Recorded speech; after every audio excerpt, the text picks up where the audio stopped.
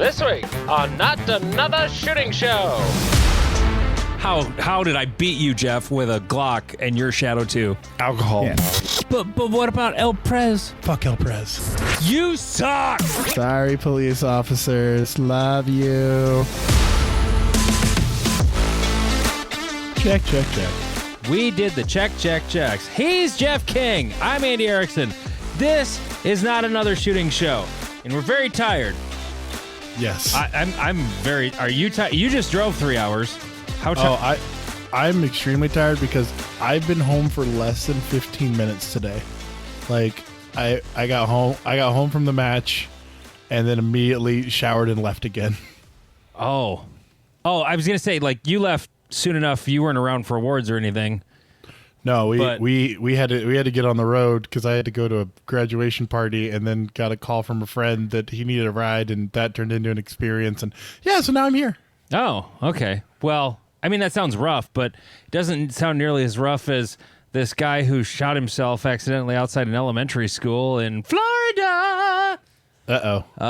Police booked a kid named Richmond Sirfin, he's 19, for allegedly attempting to scale a locked pedestrian gate outside Starlight Cove Elementary School back on May 9th when the gun he was carrying seemingly went off. So he wasn't cleaning it? He wasn't cleaning it. He was climbing a fence. But what a dumb sentence to put in a news story. I mean, this is definitely a TV news. It's from CBS 12 in Florida. Like, when a gun he was carrying seemingly went off. Normally the loud explosion part. Seemingly went off? Like, Yep. It either went off or it didn't. Happened around 1:30 p.m. A residential security camera captured him lumbering over the fence when the gun went off. When the gun seemingly went off, the video seemingly shows him drop to the ground, kneel behind a seemingly parked car, and later seemingly flee, according to the Palm Beach County Police. The gunshot summoned people, and of course it sent the school into a lockdown. And a parent waiting in line to pick up. They got in line at 1:30. Jesus, lady. There's people that get to my kid's school early, but damn. And he told the parent, I shot myself. Call an ambulance. Okay, he's got a gun but not a phone. What kind of 19-year-old is this guy? Right? Good hell. Anyway, his mother told police he was there to pick up his younger sister who was in the clinic. Oh, I skipped over a paragraph. There's a whole bunch of other stuff, but he got charged with a bunch of things, including possession of a weapon on school property, armed trespassing, delinquent possession of a firearm, and disrupting a school function while armed. Wow. They'll tack on all of them, whatever they can. There's a law in my state that says if you're caught concealing a firearm while committing a felony, that's another felony. So I just tell people, if you're going to commit a felony in South Dakota, just open carry. Then they can't tack on that extra charge, you know. Yep. The more you know. Yep. I hear that's the same with like knife charges. No one's ever been arrested for a knife charge, but they're like, oh, you have a knife. Guess what? Felony knife possession. Mm-hmm. Yeah. Well, the law I just mentioned, you literally can't be charged with it unless you're in the process of committing a felony. So, or it's like maybe it's on your way to. I can't remember exactly how it's worded. Maybe there's a way around it. You could get charged with only that. I don't know. Anyway, Great Plains is over. Yay. And I'm so relieved. When did you start? Okay, so let's start at the beginning. When did you start the planning stage? Like, what do you have a date you remember where you're like you started getting stages or getting ROs or like when did that begin? It would have been somewhere in. I mean, when the process of me actively thinking and doing things would have been December. Okay, so 6 months ago. Because I mentioned how I literally was calling to just pick Scott Arnberg's brain about match stuff. Yep. And I had that appointment, and the call was scheduled for the day after he got booted. Oh yeah, by the board, like accidentally. And I called him and said, "How you doing?" He's like, "Oh, not so good." I'm like, No, I know. Like literally, I found out 15 minutes before that call. It was so weird. Anyway, so it was back in about mid-December, I would say, when the planning started. Okay, and then when did the first like thing get on the ground? I would probably this week. Like when Monday. When would you, Monday. Monday night. So you've been on the range for almost an entire week. I didn't on Thursday because I didn't have any help to build stages that night, but I had plenty of other stuff to do. So I just sent an email to all the staff saying, "Hey, don't show up unannounced at the range. I'm not going to be there. Not building stages. I've got plenty of errands to run. I need to get some more lumber just because I knew we were a little short on walls because we'd had a bunch break and we had a bunch more break. Oh my God, the wind on Saturday. Holy shit. Yep. South Dakota, I once upon a time, you Google this too at the same time, windiest state in the country or something like that. Windiest state in the U.S. Okay. Because once upon a time, I remember hearing a thing that South Dakota was one of the windiest, but it's probably how it's phrased. Yeah, because Alaska's number one in pretty much everything I'm finding. Yep. And then, but Nebraska's number 4. Nebraska's number 4. Yeah. Well, tied for third with Montana. Yeah. But anyway, that's here's another one. Top 5 windiest states. Nebraska, number 1. Kansas, 2. South Dakota, 3. North Dakota, 4. Iowa, 5. I mean, we got a lot of wind turbines up around this part of the country. Like, it's fucking windy here, okay? Yep. Like, there's no denying that. And Saturday was one of those exceptionally windy days where it's just like, God, I hate the wind. Oh, my miserable. God, I hate the wind. So, yeah, I started planning, and this is boring shit, but I don't know. Need to, I think people should understand, like, and why I'm so tired and exhausted and so glad it's over. Well, what it takes to put this 2-day extravaganza on. Like, it is a process that leaves everyone very tired and very, very kind of burnt out. Yeah.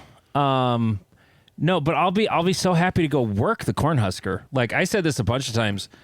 Like, I said this to Robert Olson because he actually ran a stage. He's worked the match before. He's helped me build the match. Like, he's been basically co-match director a couple of times. Not so much last year. He was too busy. But he just ran a stage this year. Yeah. And I had this conversation with him. I was like, man, it's so much more fun to run a stage than run a match. And he's like, dude, yeah, it just is. It's so much easier.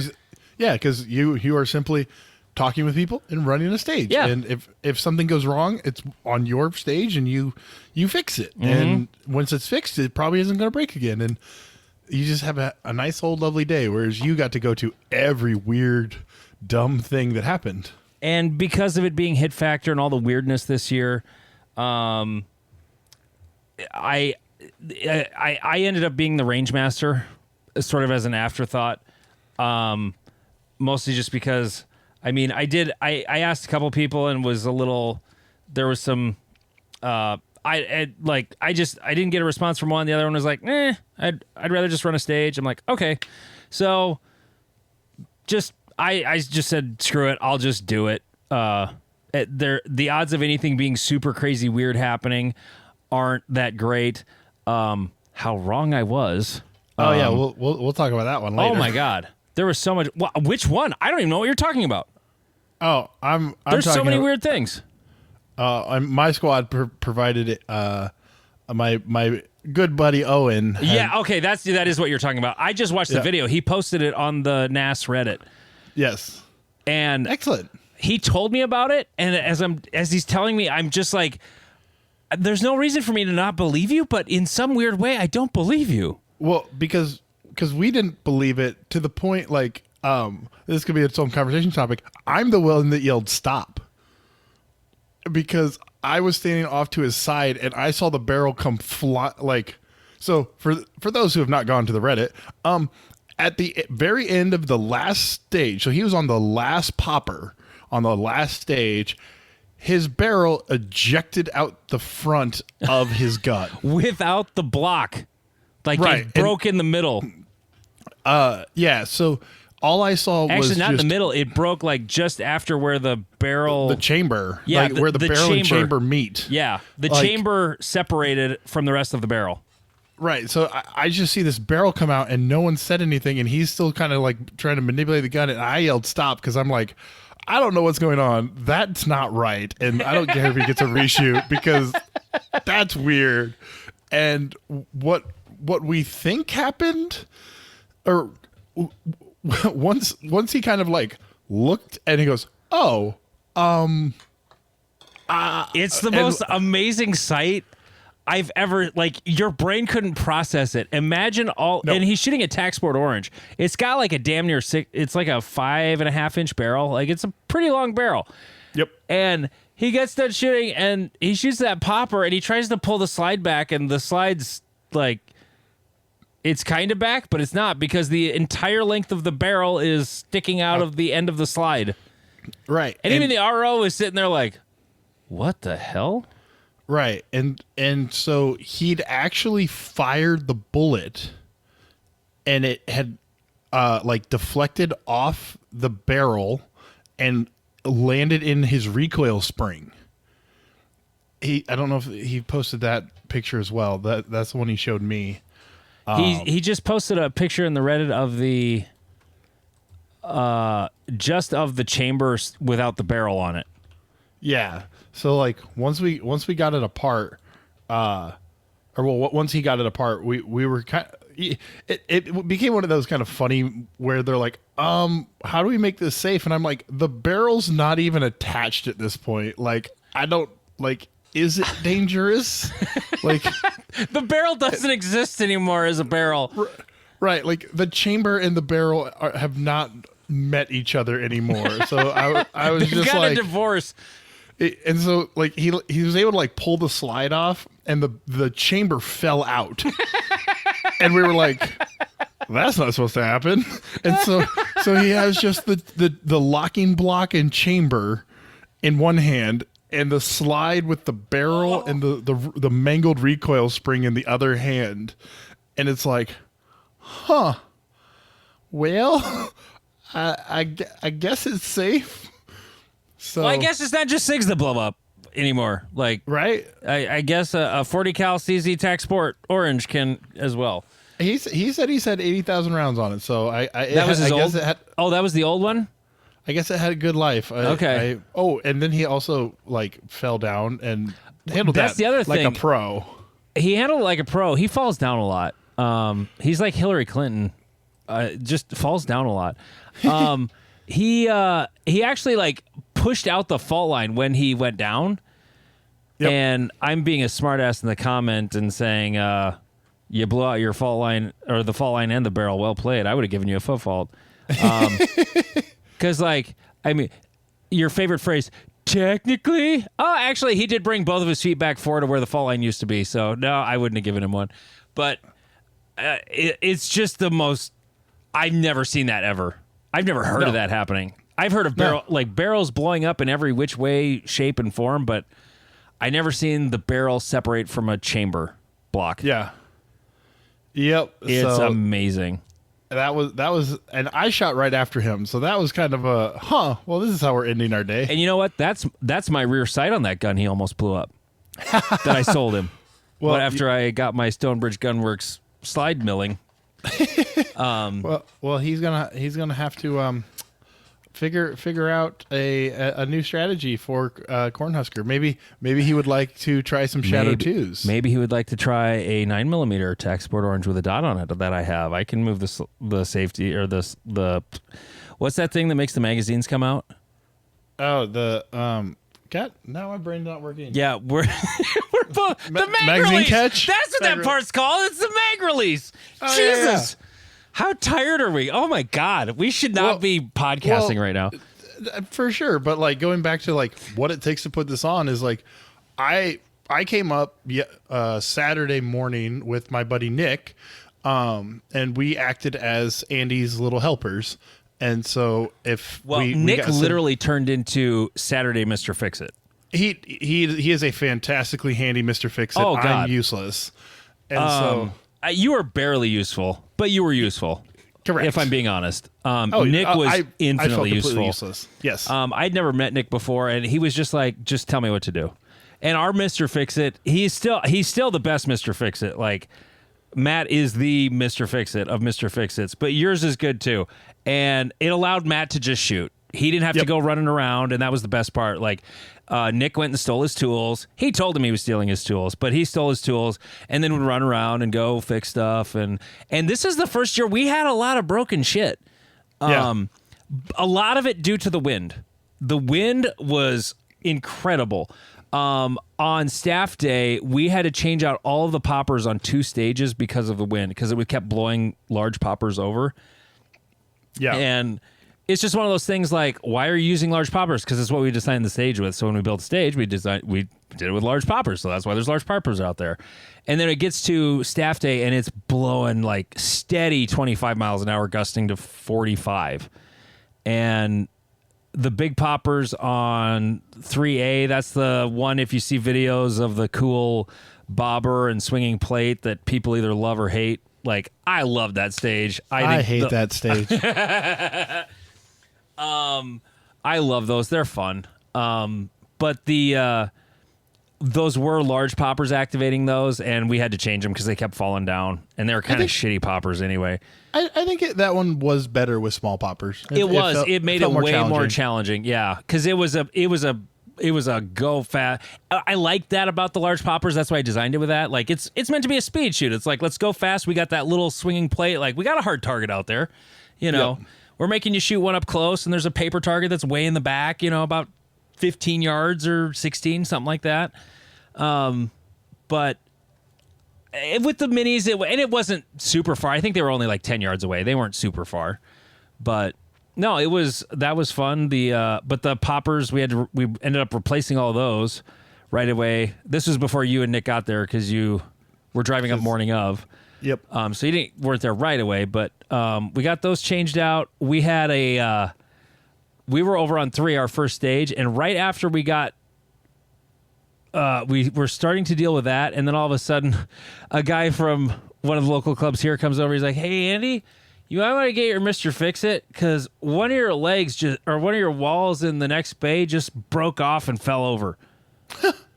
And it literally broke off like where the leg meets the wall part, and it was one that had been shot up a little bit, just didn't see it, and it was waving around in the wind and broke off. Huh. Got that fixed. Put it back together, put another 2x2 behind it. Our walls are really light and they're really nice to use, but they can be problematic when the wind is super bad. Yeah. And we end up bracing them extra. Yeah. I just remember, like, I was just trying to be a helper, and at one point I had to go sit in my truck because the wind was giving me such a headache that I was like, I'm just going to sit. It was maddening. Yeah. Oh my God. The wind, it can just like rob your sanity. Oh yeah. When it's blowing like that. Yep. So there was that. Putting it on, we were still talking about that. Are we still talking about that?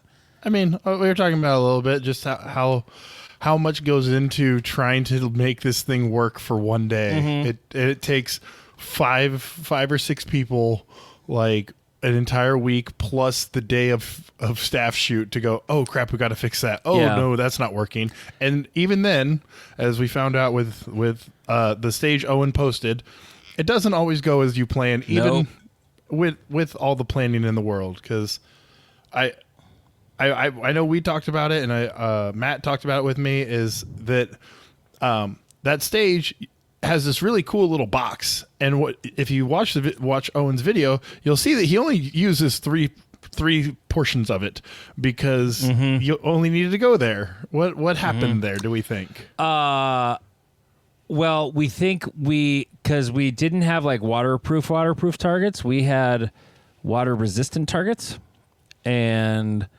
so we didn't put them out. We build the stages with just the bases there, and because like going around and putting up like used targets was just that much more work, and I'm like, I'm not gonna mess with this, you know. And we never have before, and it was never a problem. But when you're doing a stage where you're trying to hide 3 targets with one wall, but the start position is right up against that wall, it looked like I walked that line, and you could not see, like if you leaned out, you could kind of see the right leg, where the right leg would go into the stand. Yep. But it was totally not there. The targets get hung, the sticks end up a little sideways, and the wind beats on that wall for a few days because I think we put that up on Tuesday we put that up Tuesday. And that target was visible from a place it was not supposed to be. All you had to do is step right and lean a bit. You probably saw it without even leaning much. Yep. And there's a cutout, there's a corner where it was basically a 4 corners, a retreat stage. Like you had to go back, shoot from this corner, go to this corner, and then go to the back corner. It was basically a retreat execution stage. Like who's going to execute this the best? There's really only one plan, you know. Yep. But the one plan was to skip that spot unless you were left-handed. If you're left-handed, the only real play was to go there. I didn't go there. I tried to shoot it on a lean like the righties, and I got it, but I leaned forever. And and then I also forgot to shoot the popper you're supposed to shoot from there because, you're so focused on that. Yeah. And luckily you could see that popper at the very end of the stage, but I had already popped my mag out when I looked down range and I see that popper staring at me. and I'm so tired. And trust me, I normally care a lot about how I shoot at every match I shoot, except this one. So I throw the mag back in, throw the gun in my weak hand, aim, have trouble finding the dot in my weak hand because I haven't practiced weak hand in a long time. Line that up, and after 8 seconds, pew! Center punch that popper right in the calibration circle. It was a great shot. Hell yeah. From about 18 yards or so. But yeah, that stage did not. I mean, it was still a fun stage, but it was not as intended. It was not as intended. Like no one was bitching about it. That was the thing. There were 3 stages that I had targets that were not where I wanted them to be, and the first time I saw one of those stages, I had a little meltdown. This is before you got there, I think. I was very upset because here's the other thing that happened. Stage briefs will be edited the night before the match starts. It's just going to happen. You're not going to have everything perfect and ready to go unless you built it and had them done before that. And I left my laptop at the clubhouse. So this is another thing. Practice Sim is wonderful for designing stages. Do not rely on it for the prop build list or the stage brief because it just does weird things with it. Continue to do your stage briefs in any other typing document that you like. Don't mess with it in there. It's kind of worthless, even though it could be great, but it's not. So I had to have the laptop to get that out of there. And I had not transferred it to like a Google document or anything. So I had to work on those. And the clubhouse was full of people. And I finally had to just go, guys, I don't mean to be rude, but I need to concentrate. Can you please just solve the problem? And I was kind of a dick about it, but I was really stressed out. And nobody, I wasn't rude, but I was really stern, and they were like, oh, okay, Andy's got that mood going. And like, yeah, I'll be honest, like I can be a dick sometimes 100%. And like when I started seeing the targets that were in the wrong places, I had a mild tantrum. I'm not going to lie, and like I'm shooting with a bunch of Minnesota guys, Tanfo Timmy and Ben Eggleston run our stage, and Nathan and Matt and sorry, I can't remember. I think Colin. I don't remember all your names. Sorry, guys. A great bunch of guys to shoot with, and I know we kind of screwed with them because it was staff day, and sometimes we never like made them shoot early, but sometimes they had to like wait because we needed to get ROs done so we could so they could shoot and not lose resetters and all that, and which is a thing that happens on staff day. Like if you're gonna shoot with staff on staff day, like understand that's gonna happen. Right. But yeah, that was there was a couple targets that made me want to stab my own eyeball, but it happens. What else? Interview me about the match because I can't even talk about it. It's just like I can't off the top of my head without just rambling. I'm gonna ramble anyway. I'm tired. Yeah. I mean that's how it goes. All right. What were the silliest things that competitors did that you're like, what? Oh, what? Oh, there was a big one that a lot of people did. And I said this incorrectly to a couple of people because someone told me, because I was running around while I was shooting, so I didn't always see everybody on my squad shoot. And someone told me that Tim Dundery, Tanfo Timmy, did this, but he did not. I confirmed later. on stage 10, the long 100-yard stage.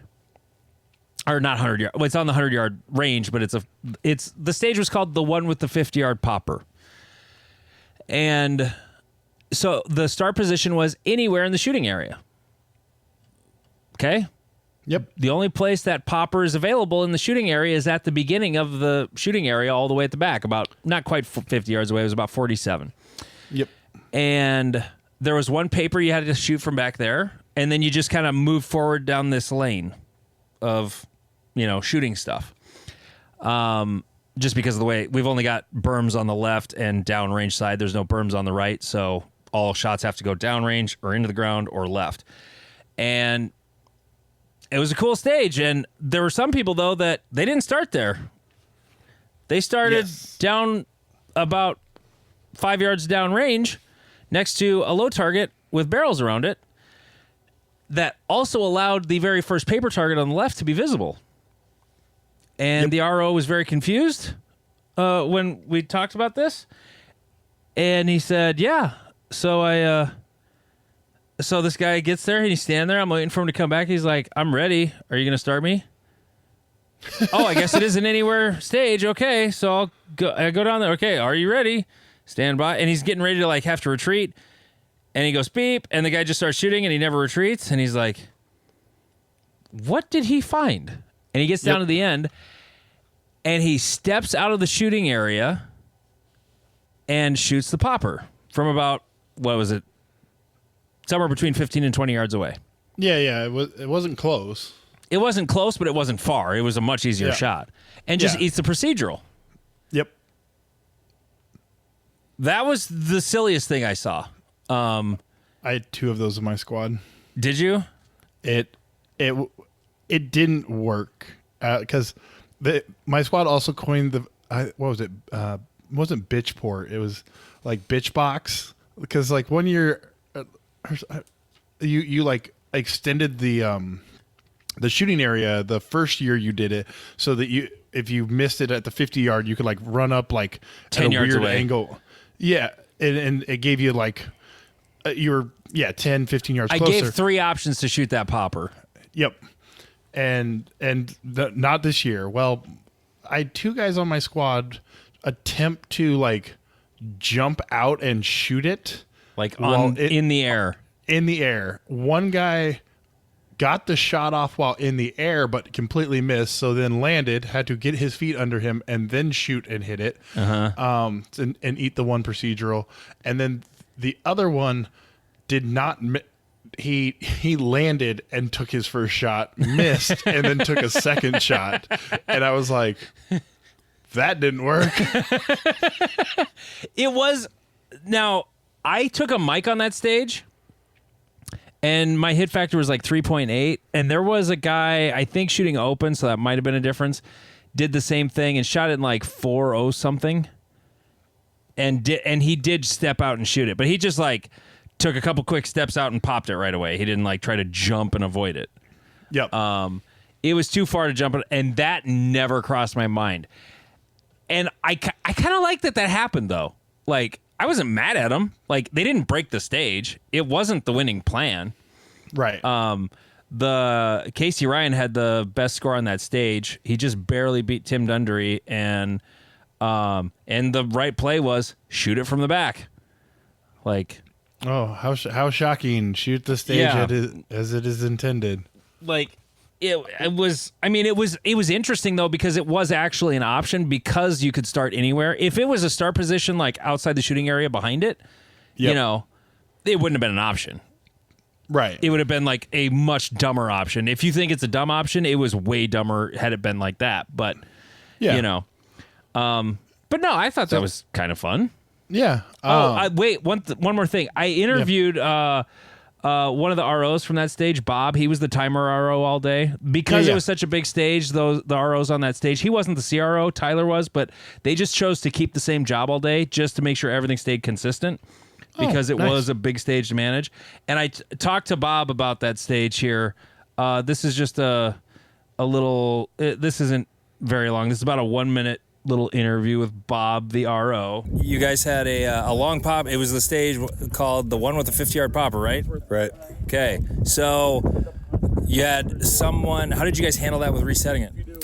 So we delegated one person from every squad near the bottom of the shooting order to reset the long steel after every shooter until they were nearly up, and then they could pass it off to somebody else. And that worked pretty well all day for you. Oh, it worked great. It was great. Did it ever not work?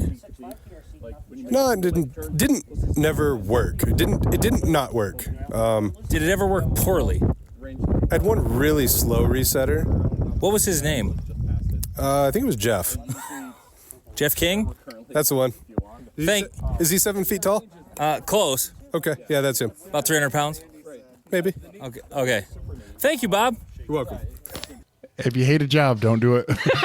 Don't do it well.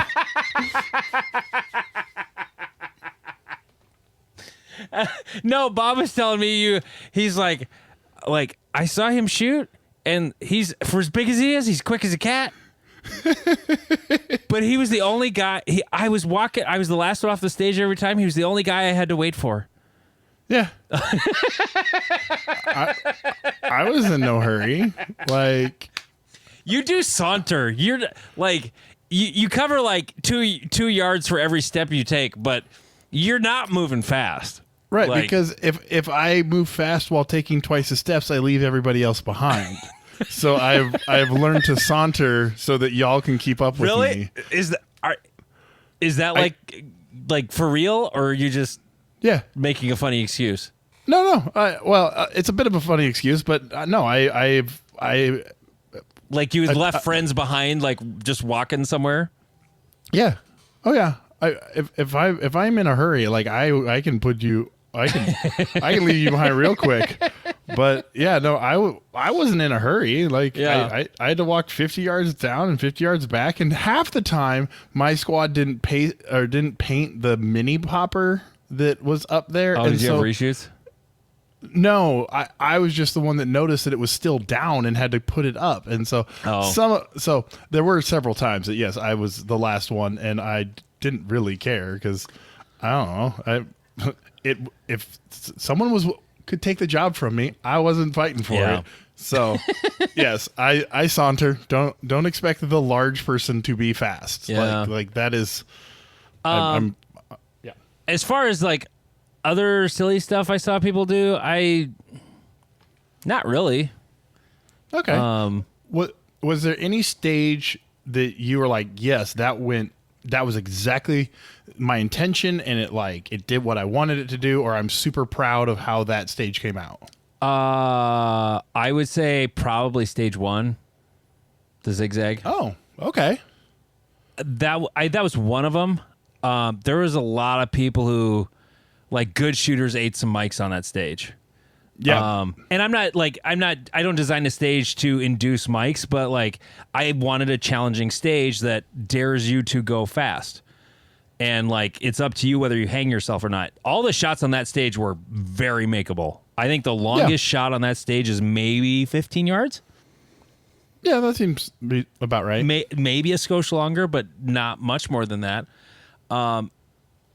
And there were like, it happened to be one of the best stages I shot.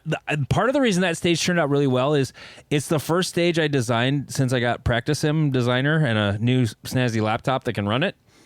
And I got that laptop in November, like Thanksgiving weekend. And so I started, or actually a week before Thanksgiving. And so I was just playing with it. So that stage had been in the design process since November. Yeah. And so actually I started working on the match in November. And then Bruce and I were going back and forth on that one a little bit. Not a whole bunch. I had it mostly dialed in. He just gave a couple suggestions, but he actually removed a target on the right another target that would have been on the right at the end. He's like, this is not doing anything. It's just an extra target for nothing. And it was like a 20-round stage. And I was like, you know what? You're right. 100%. That was a really good idea. So that was a really good one. And 8. That's the one I thought you'd pick. Yeah, that's the other one that turned out really good. That was basically redesigned when Tyler and I built it. Because I looked at the stage diagram and I'm like, this is stupid. This is just run all the way around a big giant circle and shoot all the things. Like, there was a few targets you could have taken from the other side, but you're still going to have to run to the other side to get everything. It was dumb. Yep. Like, I printed off that stage diagram and I'm looking at it. I'm like, this is not going on the ground. This is basically, the concept will be the same. We're going to have this big shooting area with caution tape, but we're just going to grab a bunch of walls. We're going to start moving some target stands around, and it's going to take forever. And it did. There was a guy that showed up a little later who was shooting trap with his daughter, and he came over and helped us out, and it turned out great. The only reason there was caution tape is just to keep people from running up and powder burning targets. Yep. Otherwise, I did not want a shooting area. I did want a rear, like, maximum backwards, because if you went back far enough, you could just stand there and, like, almost shoot everything. So it had to have some constraint, but Yeah. that turned out great. It was a little bit of a memory stage, but not really. No, I wouldn't. Yeah, it wasn't really a memory stage. It definitely encouraged.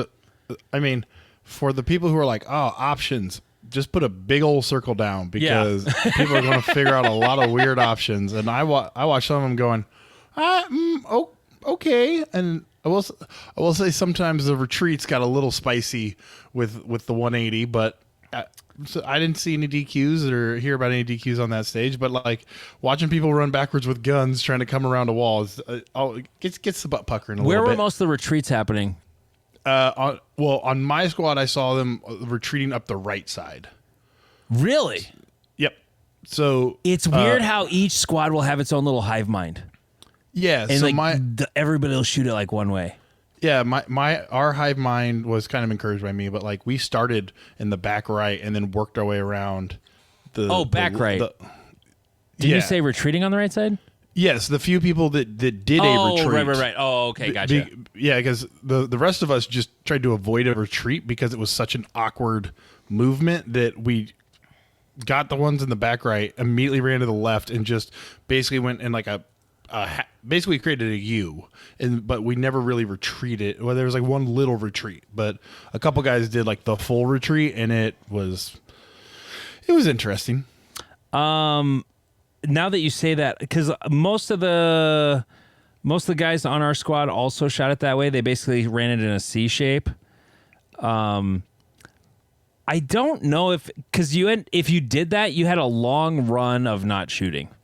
Yeah, and you were basically trying to eliminate like a slightly shorter space, but you would have been retreating for a somewhat long, but like full sprint across the bay. Yeah. So it gave people options. And I know that's the most important thing ever, because that's what I'm told is that it's options. It's cool. Not every stage needs options, though. Like, I also designed a stage where there was only one way to shoot it, and it was fun, too, except the target ended up in the wrong space, and then it ended up there was only one way to shoot it if you're right-handed, and lefties just got screwed. Right.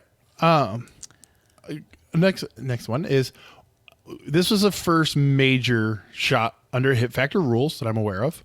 Wasn't Northwoods? Oh, yeah. I forgot about that So one. it's the second Sorry, one. Tampo. What hit factor rules did you enjoy having access to, and what ones did you find didn't really make a difference? I think of this right away just because I happened to see Casey Ryan's Instagram post where it was on stage 6 with, it wasn't a lot of targets. I think it was only like an 18-round stage, the one with the swinger. That was I was real creative with some of the stage names. That one was called the one with the swinger. Yeah, the one that I took high overall on. Yeah. Did you? I like that. Yeah, I like that stage. That one had a mandatory reload. Yep. Because it was only like, it was 18 rounds, so I had to reload no matter what. But all the enhanced optics folks had to reload when they normally would not have. And no, and there, it was also a stage that lent itself to that. There were a couple places where you could do movement, and it was totally viable to do a reload and not miss out on shooting stuff. So as long as you stuck your reload, and went around the wall the right direction. and or what was the right direction? Well, towards your dominant hand. And whether it was back or whether it was downrange or uprange. So for basically, there was a wall that separated the shooting area, and the viable plan for most of us was you shot Go ahead. Sorry.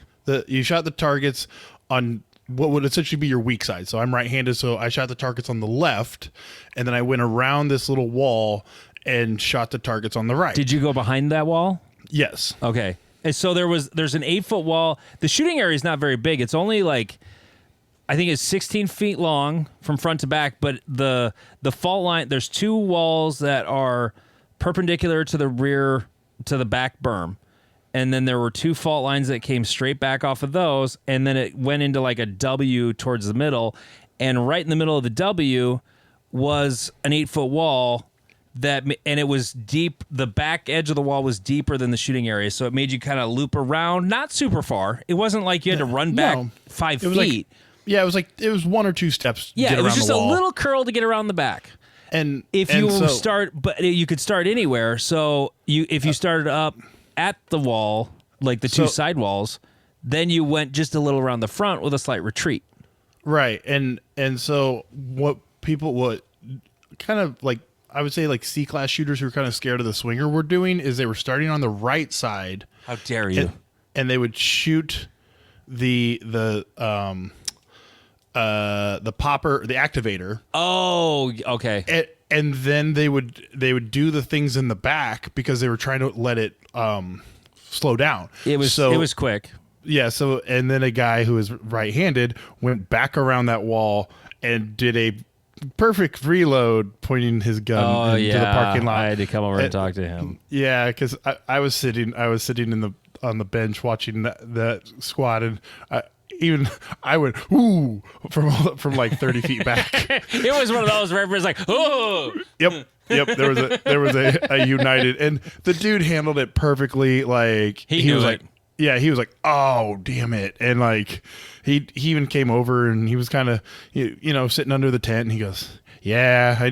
The second they called it, I went, oh no, and like he knew what he did. He followed all the range commands once he knew he messed up, and then he stuck with his squad for the rest of the day and helped pace. That's cool. But yeah, that was one of the ones I saw that I went, oh crap, that was. By the way, the Go reload ahead. did help. Yeah, Having the forced reload made you have to think.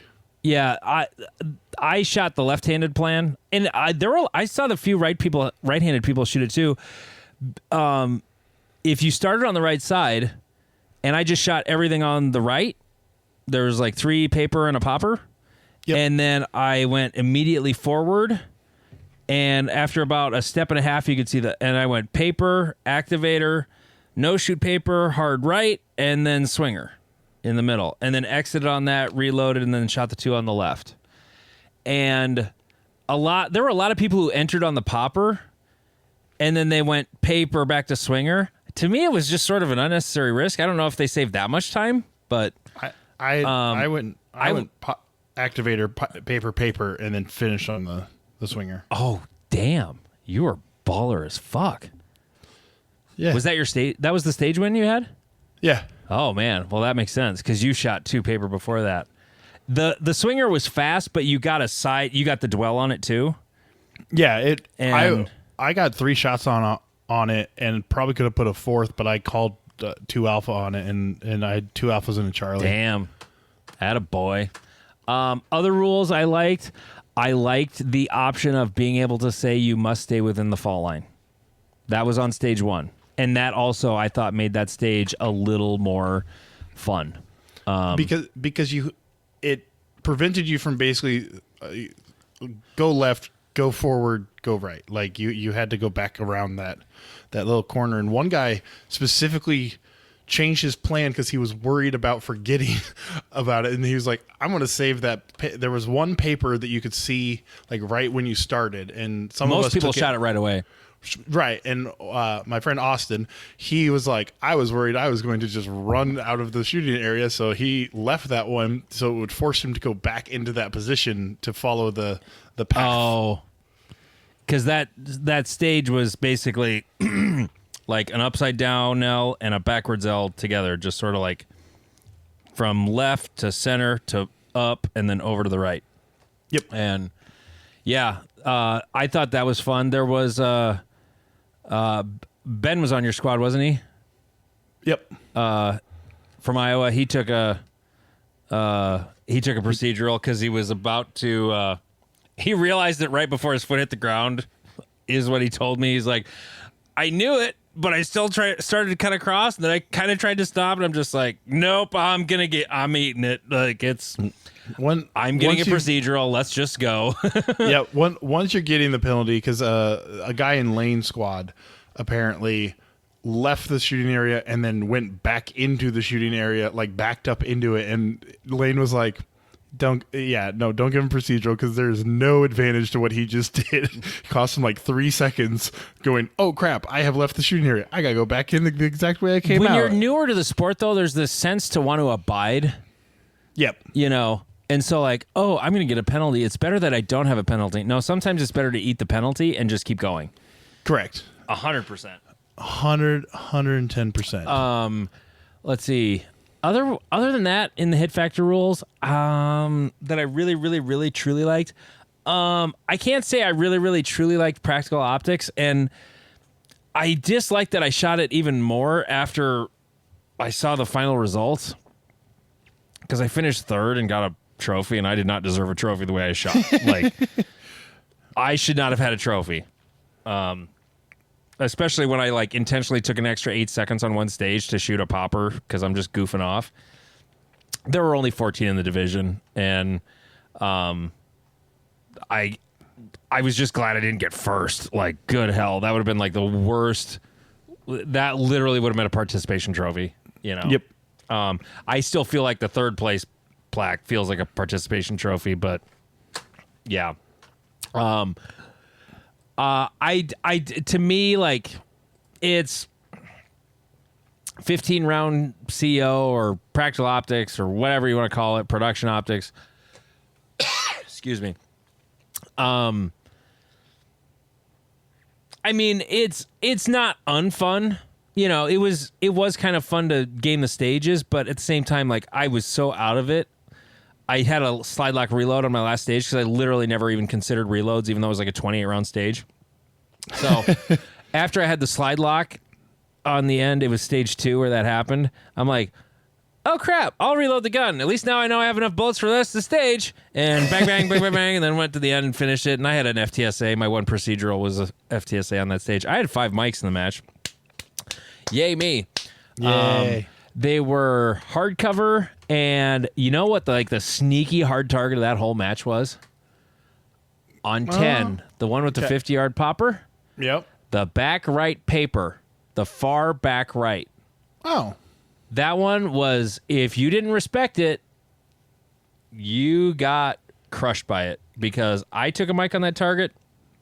A couple of people on our stage took mics on that target. I talked to the ROs, and there's a lot of mics and deltas on that target. Interesting, because I would have thought it was that the one I mic'd on the 2 poppers next to each other. I think it was base or stage 7. That one got a lot of mics. There was a few different targets that got a lot of mics on that one. Yeah, that was Tanfo Timmy's stage. That was a really good one. I've never done this before since I started shooting CO. Is I went to reload before I was supposed to, but I hadn't even hit the mag release, and so I had my reload magazine in my hand and dropped it because I'm like, don't need this anymore. Shot, and so this is why you always bring at least 3 magazines with you at all times, because I have an extra and just dropped it, and then when my reload was required, then I jammed that one in. But no, I definitely, I think I'm going to blame that on why I have a mic on that one, because I was like, what in the hell are you case doing? Of the dumbs. Oh yeah, and I even it was one of those. I thought about it while I was doing my make ready, and I'm like, why are we thinking about that? We would never do that. That's not something we're doing. Yeah. And then it was like, oh, we have a magazine in our hand. That was not the plan. Yeah. Tim Dundry designed that stage. I just sent him a message. I'm like, hey, send me a stage for Great Plains. And he literally, like, within 10 minutes said, like, here, I got one that I haven't used. I think this one's pretty cool.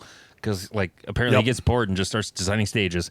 And the coolest part, though, was he came down with his family, and they just hung out in Sioux Falls for the weekend. Cool. He came out on Friday. Him and his whole family came, and his wife dropped him and his son off, and his son played in the gravel, and Tim helped build that stage, which was super awesome. Yeah. Which was helpful because then I knew I had a guy, like, and he even said this to me because there was Friday, I had lots of help. I had so much help, I couldn't give direction. Like, there was only so much direction I could give. And Tim told me, he's like, no one's in charge here. I'm going to take charge. You do this, you do that. And I was like, thank you. I'm so glad you did that because I was in charge of so many things. I couldn't be in charge of everything. It was just like, here, handle it. Yep, and that's one of those, like, for those who want to try to be a match director, the first thing you need to identify are people who can do the thing without you there. And it's like, my club is blessed with this, because I can be like, one of our guys, Tom, I can be like, Tom, can you go do this? And I know it's going to be handled. I don't need to be involved. You can forget about it. Right, but, like, if you don't have those people, like, a club I shoot at in Alliance, like, they got, like, one guy. And he is the guy that, like, makes it all happen. Everyone else is his helper. And he's like, hey, can you go do this? And they're like, well, what do we need to do that? And he's like, I'll come with you. And you're like, so when I show up, he goes, oh, Jeff, you're running the other squad. And I'm like, oh, okay, cool. Okay. Yeah. So yeah, it's you kind of have to have a certain amount of, and that's not to shit on the people who don't. Or just no, it's a knowledge level that you only get through experience and not only that, to some extent, just leadership ability. You know, the ability to just say, "Hey, go do that." Because it can be weird, especially amongst a bunch of strangers, and they could be either your age or sometimes you'll run into, like, a group of older people that you're like, "Hey, older people, I need you to do this," and you're like, I am, like, for my entire life, I have been told, respect elders and do what they tell you. And now I'm like, hey, you four, go grab hammers and start nailing things. And, like, we have a cop squad and be like, hey, cops, I know you're used to yelling at people and telling them what to do. Well, it's my turn. Yeah, I like having cops run stages. So I usually have 3 of those as far as I know. I only had 2 this year because the other one, his daughter was graduating from high school. So he was out this year. But John was there and Jay was there, and the Anderson twins. Yep, the non-related Andersons, and they neither of them shot. Both of them, both of them didn't shoot for the same reason. Well, John had to work super late, and Jay did on Saturday morning super late, and Jay had too much fun the night before and just decided, I'm staying a night in a hotel in Sioux Falls for no reason.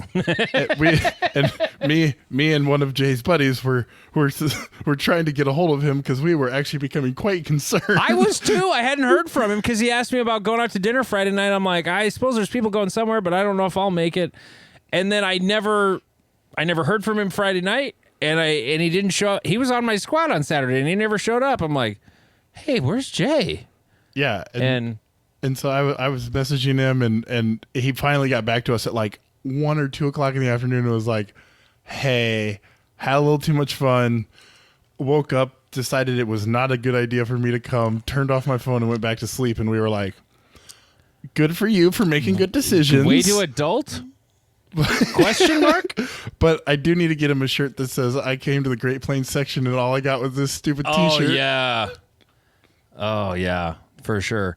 I can't think of any other hit factor rule things other than I had. Oh, yeah, there is one more thing. The popper calibration rule. Holy shit. Yes, this is the way to do it. Oddly enough, though, at some point, if USPSA ever did this, they would have to have a popper overlay. Just because the gamer nerds would, like, they would game it and, like, no, that's in the circle. That's not. We had 2. I had to make 3 calls on, 2 on poppers. Both were minis. Both were partial diameter hits in the calibration circle. Rule clearly states full diameter. What's a full diameter? Well, on a Mini, it's pretty easy. If it doesn't go down and you just have a little speck of paint missing, like that's not a full diameter hit on a Mini. And Right. a full-size popper definitely isn't going down with that. You just kind of know when you look at it. Now, both of them were down right in the corner. Oddly enough, they were in the same spot on a Mini, where they were just a little, they were low right where the vertical part meets the round part. Yep. And they were both clearly not there. And so it's like, nope, it's a mic. Any popper that's hit in the calibration circle is a reshoot. That's it. And there was one guy was, I guess he wasn't really arguing that hard for it. I thought he was, but he was not. But no, there was a few different calls. I had another weird one, which I looked up. I didn't make the final call. I was pretty sure I knew the rule, and then I looked it up, and then I was correct. But he tried to shoot the stage, like he took the beep, and then the gun never fired. And then he stopped himself, and then so scored a shot. It's basically a DNF, like no score. So that was a weird one that happened. That happened on the same stage that Owen's gun blew up on. Wait. Okay. So beep went off. His gun was malfunctioning, or It like never fired. it never fired. It was malfunctioning. I don't know what the malfunction was. Okay. But he stopped himself and said, "Nah, I'm done."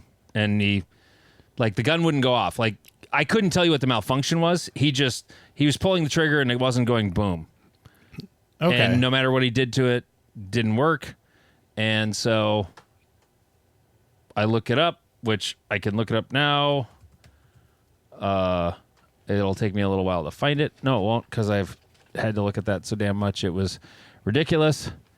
Now I'm like going out on a limb here. File is in the owner's trash. What? Oh, malfunctions. Okay.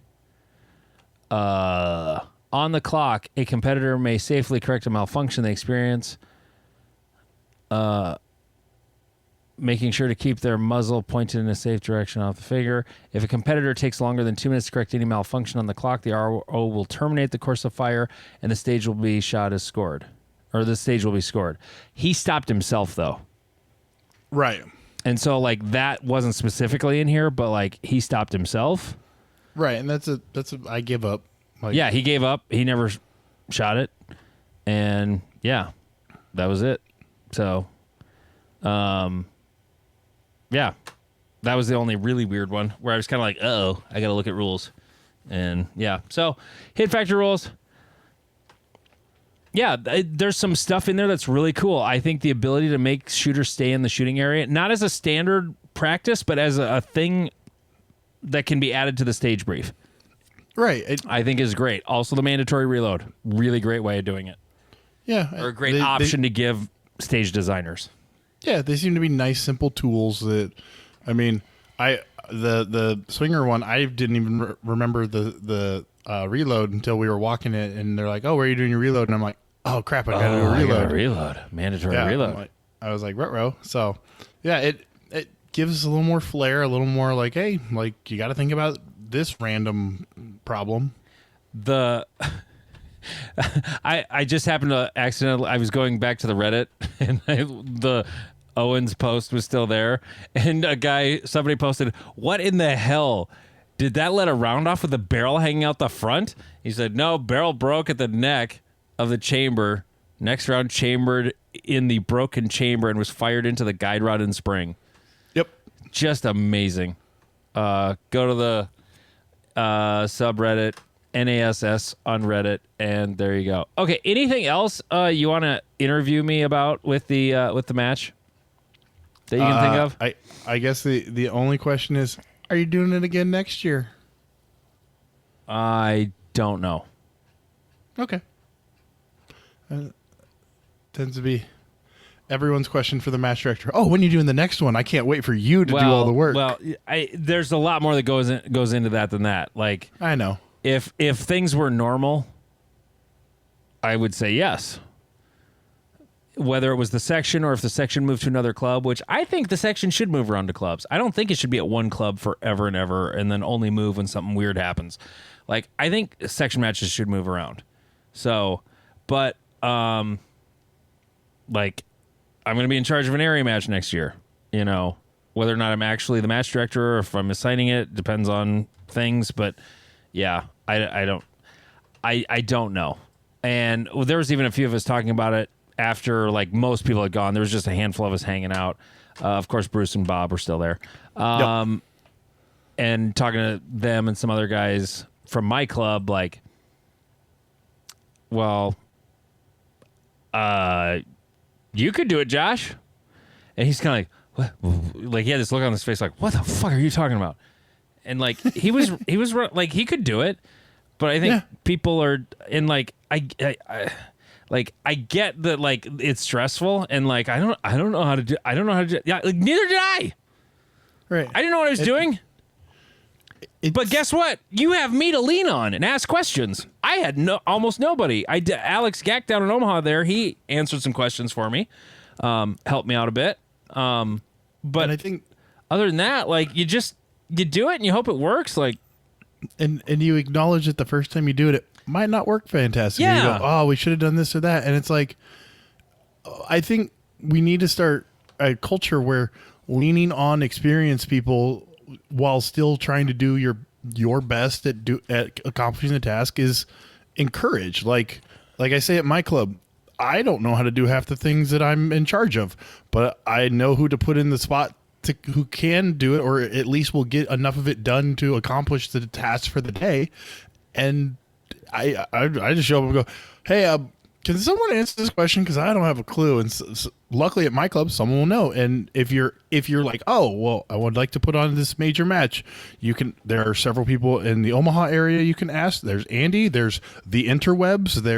There's many resources that you can pull from, and they will gladly help you. you know, that's a question I never see on the internet is like, hey, how do you run a major match? You know, like, Right. what do you do?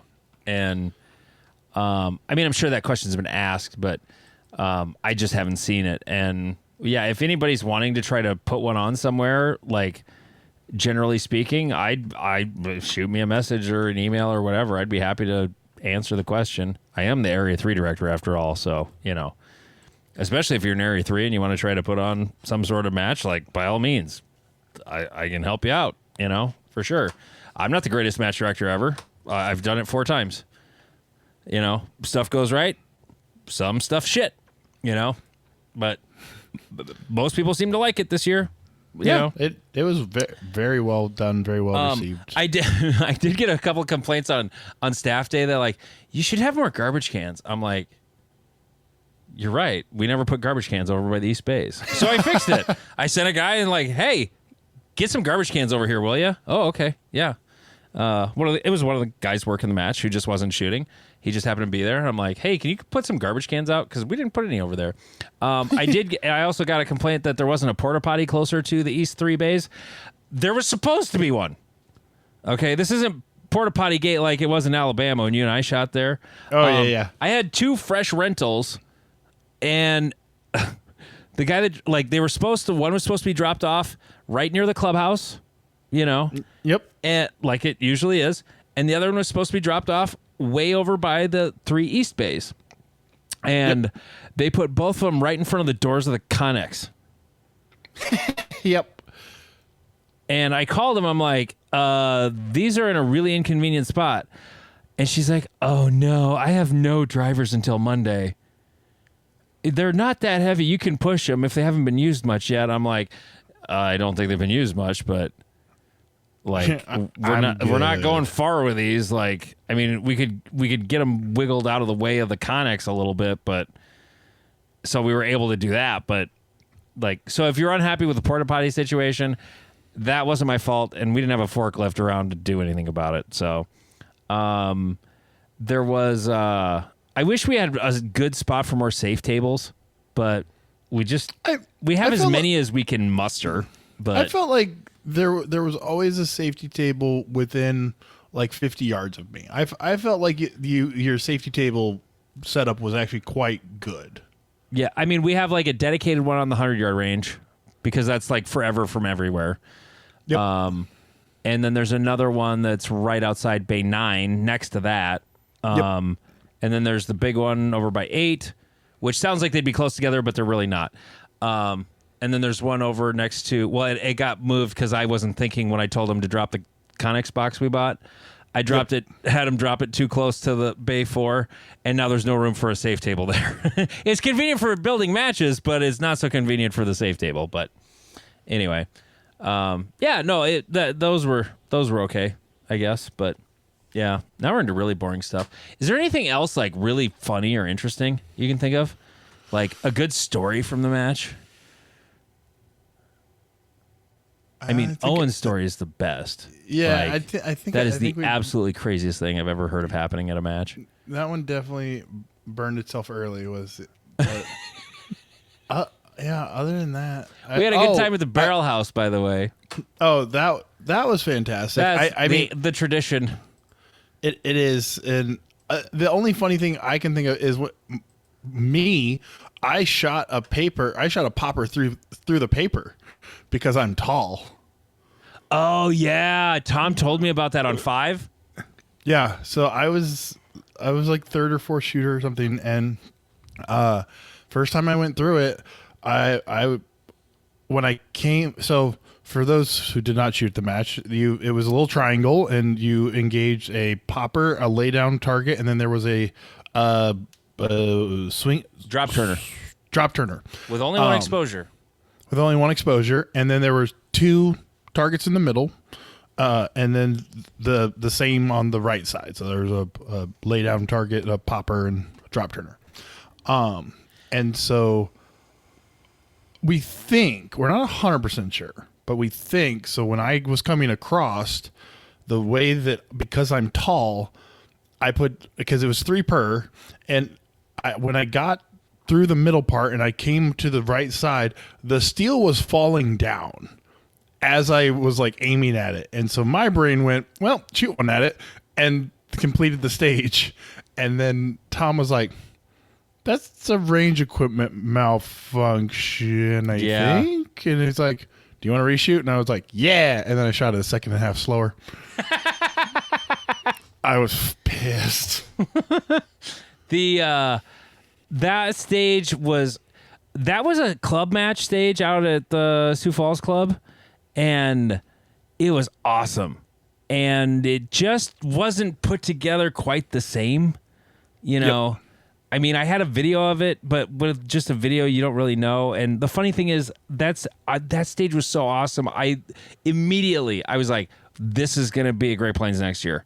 Like, without a doubt, this will be in the match. Because it was so cool. Because it was a 3 per. Because usually disappearing targets aren't worth shooting.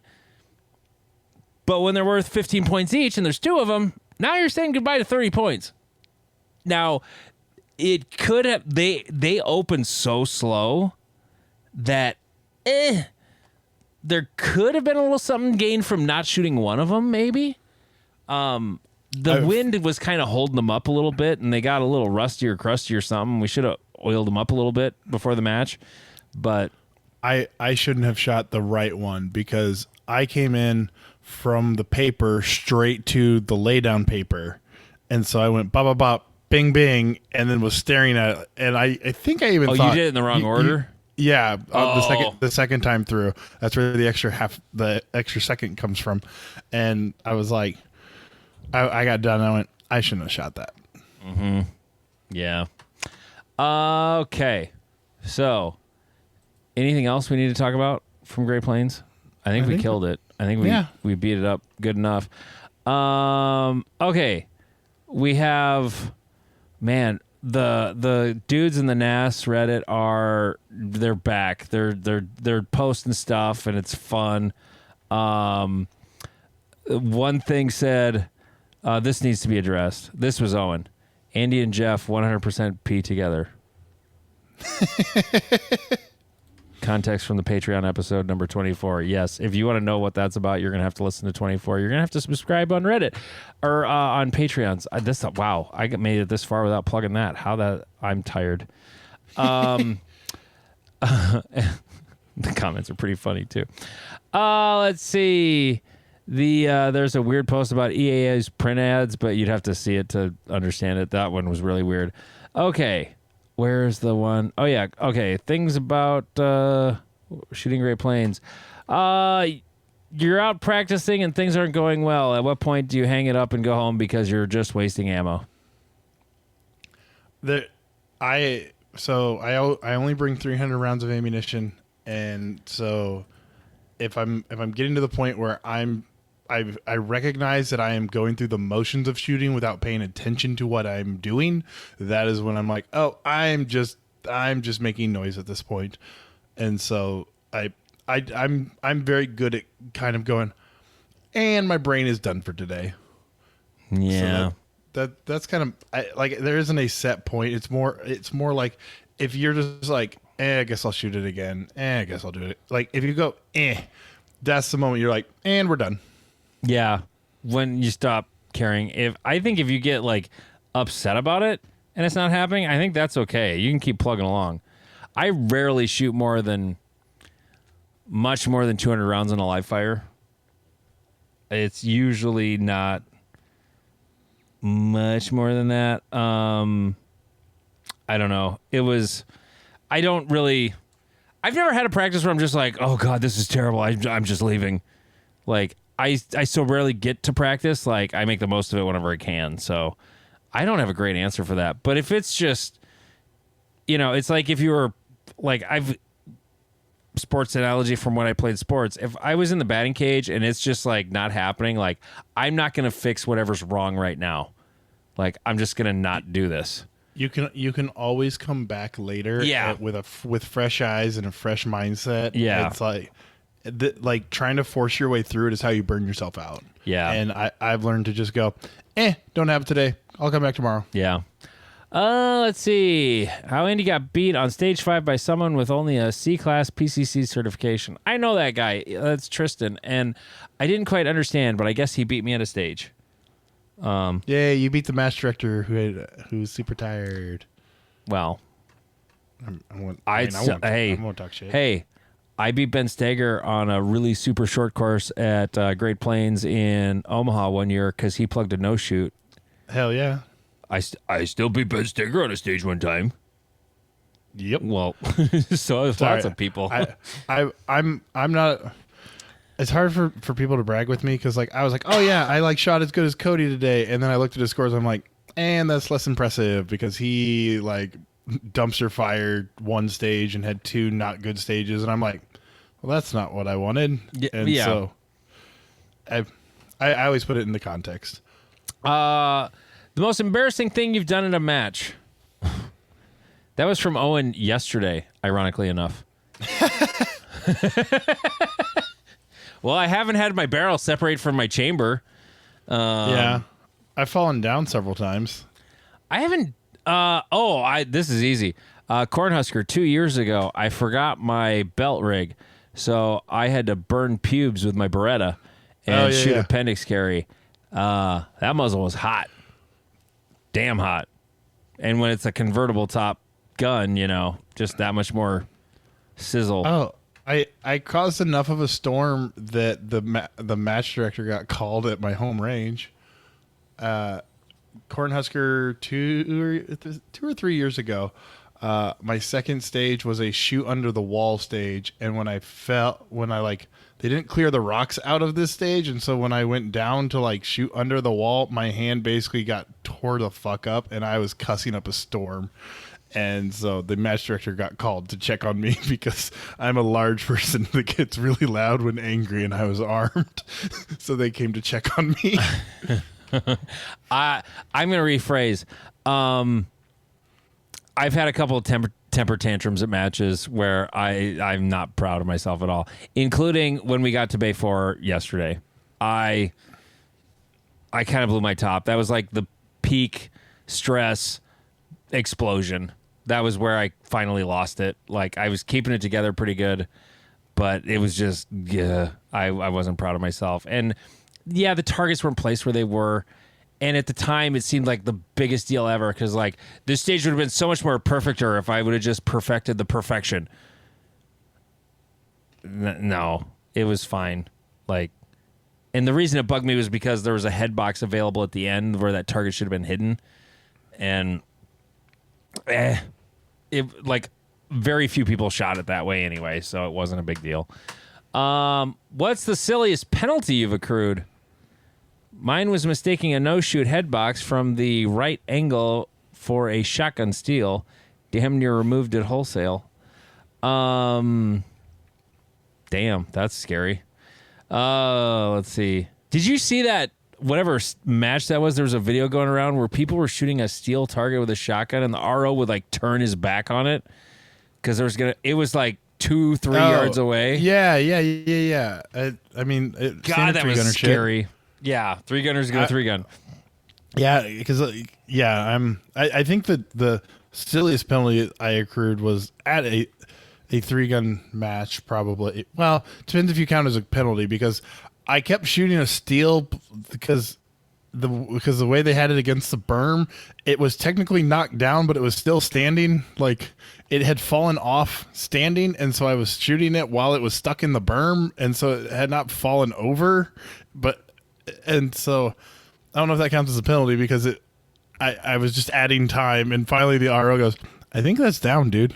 I was like, oh, okay. I know I've done something like that, but I can't. This kind of goes back to most embarrassing. There was another freak out I had because there was a stage, I think it was 2 years ago, at, of course, a match I'm running. It was Great Plains. And there was a steel target that was off to the right of the stage, and behind it was a metal leg support for a wall that was just dividing. It was a double bay. And so there was a wall that was there just to keep people from getting confused about a target that was not part of the stage. And the wall wasn't really part of either stage.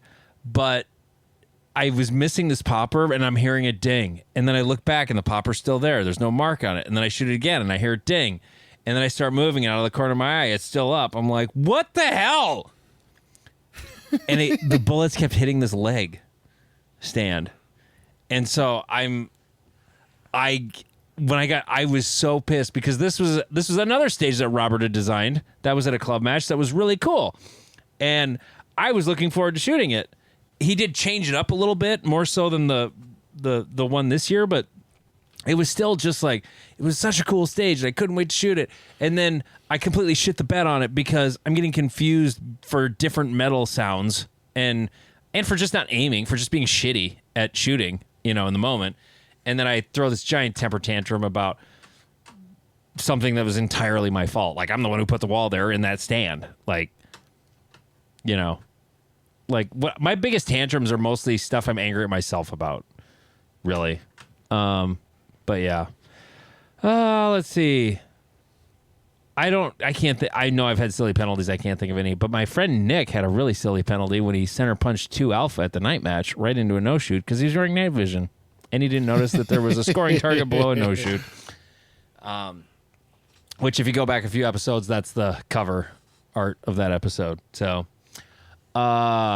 anything else, Jeff? It was good to see you. Yeah, it was fun to see you. It was fun to hang out. I know I was basically useless, but it was still fun to kind of hang around.